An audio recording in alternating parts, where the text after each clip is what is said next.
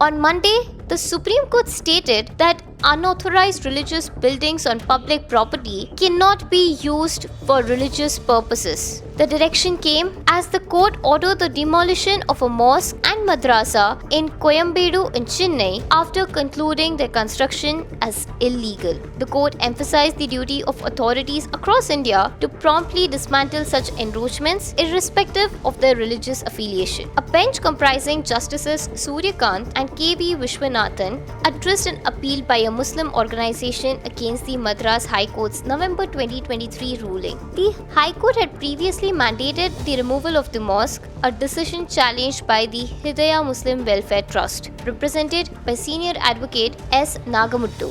Nagamuthu contended that the mosque didn't impede public access and claimed legal ownership of the land. However, the court noted that the land fell under the jurisdiction of the Chennai Metropolitan Development Authority and that the construction lacked proper authorization. Based on these findings, the court upheld the High Court's decision to demolish the mosque, giving authorities until May 31st to carry out the removal.